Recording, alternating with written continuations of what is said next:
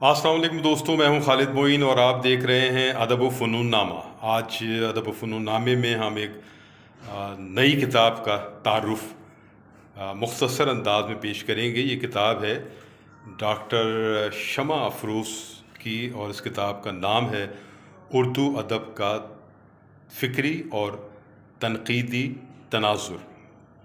जी हाँ, ये इस किताब का नाम है और ये इस किताब का टाइटल है, फ्रंट पेज है, सरवर्क है और ये इस किताब का बस वर्क है जिसमें आप देख सकते हैं शमा अफरोज़ की तस्वीर भी है और कुछ एक उनके बारे में कुछ न कुछ गुफ्तगू भी है। पेश लफ्ज़ इसका लिखा है डॉक्टर प्रोफेसर मोइनुद्दीन अकील साहब ने, जो बहुत मारूफ़ हैं अदब के अहम और संजीदा शख्सियत के तौर पर। उनकी एक जुदागाना शोहरत है। इसी तरह प्रोफेसर डॉक्टर अनवार अहमद ने भी एक तफसीली मज़मून इस किताब पर लिखा है। प्रोफेसर डॉक्टर अनवार अहमद भी किसी ख़ास तारुफ़ के मोहताज नहीं हैं, वो भी अदब के एक अहम शख्सियत के तौर पर शुमार होते हैं। इस किताब में क्या है? ये किताब जो है वो मुख्तलिफ़ मज़ामीन का मजमूआ है जो डॉक्टर शमा अफरोज़ ने वक्तन फ़वक्तन लिखे हैं और अब उन्हें एक यकजा करके किताब की सूरत दी है।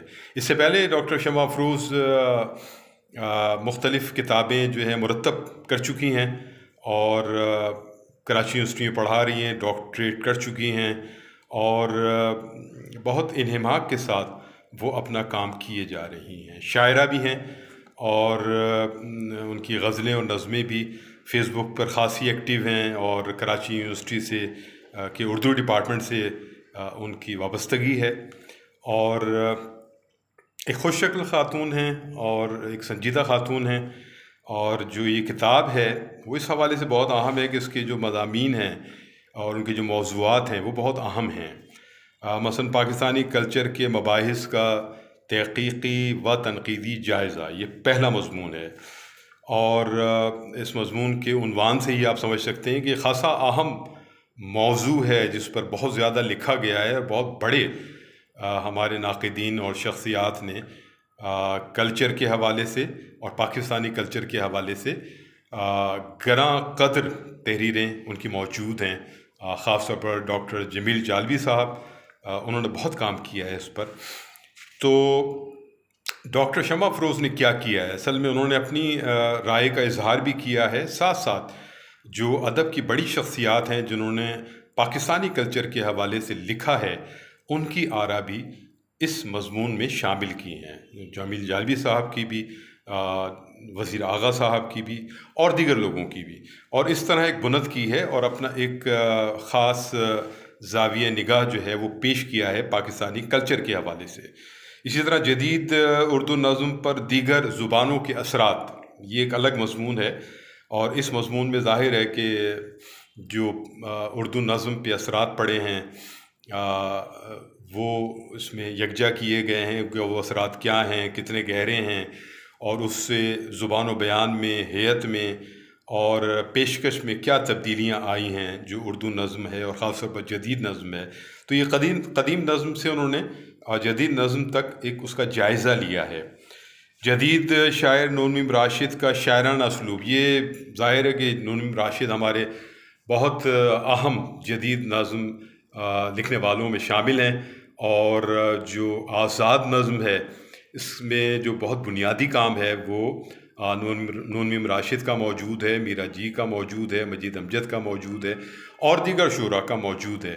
तो लेकिन जो अफजलियत है नून मीम राशिद को, वो उनकी फ़िक्री जो पस मंज़र है, जो बहुत बड़ा पस मंज़र है उनका, वो जो है उसमें, और फिर उनका जो डिक्शन है, जो उनका उसलूब है जिसमें फ़ारसी सूरत हाल, फ़ारसियत बहुत ज़्यादा है, जो उनके जो आला ख़यालात हैं और जो आला फ़िक्र है उसके हवाले से उनकी जो ज़ुबान है उसमें पर्शियन डिक्शन बहुत ज़्यादा हावी है।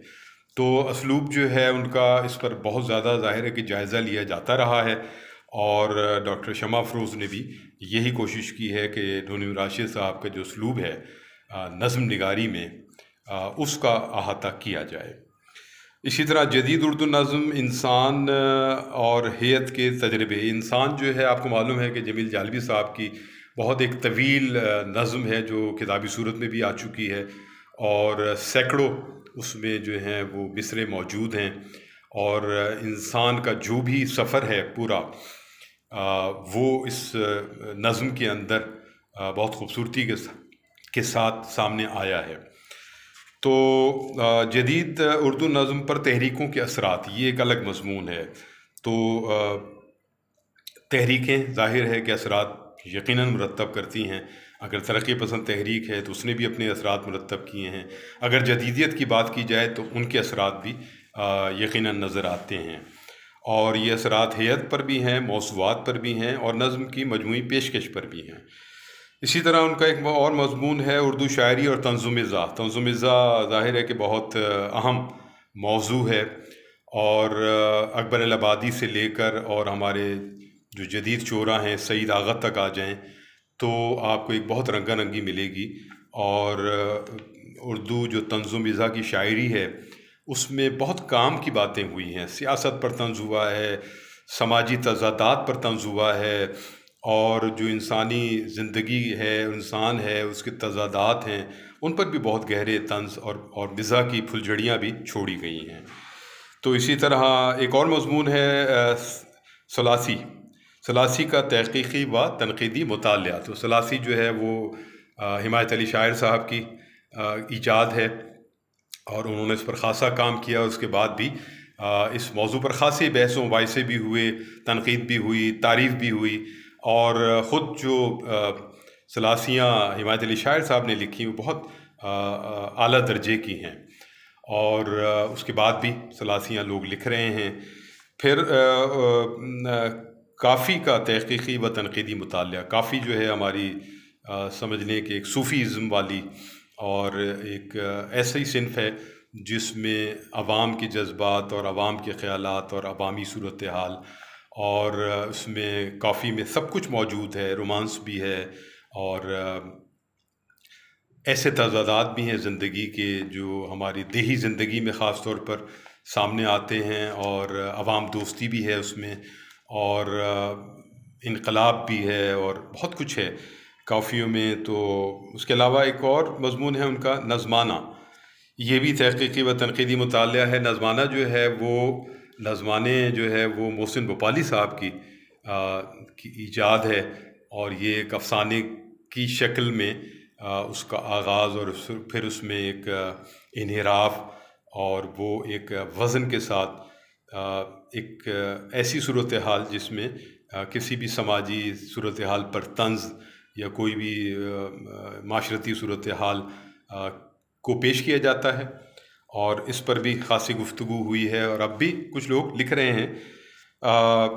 منٹو اپنی نظر میں تحقیقی اور تنقیدی جائزہ ہے یہ بھی، اور ظاہر ہے کہ منٹو اس وقت بہت زبردست فیشن میں ہیں، اور ایک ایسی صورتحال ہے جس میں کہ منٹو سارے ہی افسانہ نگاروں کو سے آگے نکل کر موجود ہیں، اور جو جدید افسانہ ہے اس پر بھی اس منٹو کے اثرات موجود ہیں۔ تو منٹو ایک بڑے افسانہ نگار ہیں، اور ان پر ڈاکٹر شمع افروز نے ایک اچھا مضمون لکھا ہے۔ افسر ماپوری کی نعت شناسی کا تحقیقی و تنقیدی مطالعہ، قیوم نظر کی نعت گوئی کا فکری و فنی مطالعہ، جدید اردو نظم اور ہماری تہذیب و ثقافت، یہ سارے مضامین ہیں۔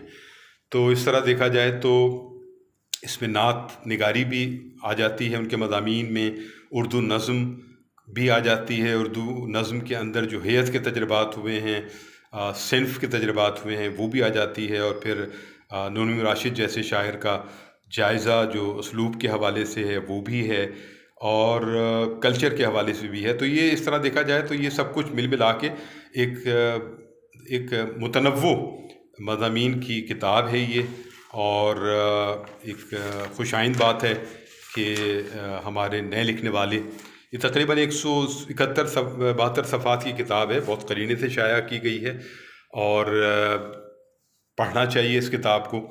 نئی کتابوں کا تعارف اسی لیے ہوتا ہے کہ آپ تک وہ پہنچ سکیں اور آپ انہیں پڑھ سکیں۔ تو یہ پڑھنے کی طلب جو ہے یہ ضرور اپنے اندر زندہ رکھیں، تابندہ رکھیں، اور نئی کتابوں کو ضرور خریدیں اور ضرور ان کو پڑھیں اور اپنی ایک رائے کا اظہار کریں۔ تو یہ گفتگو تھی اردو ادب کا فکری و تنقیدی تناظر۔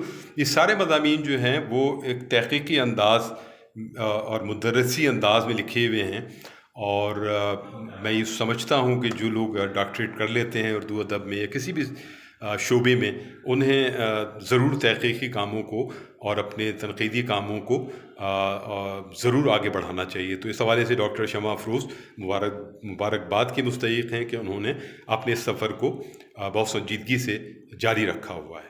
تو یہاں خالد من کو اجازت دیجیے، اپنا اور اپنے احباب کا خیال رکھیے۔ ادب و فنون نامہ زندہ باد، پاکستان پائندہ باد، خدا حافظ و ناصر۔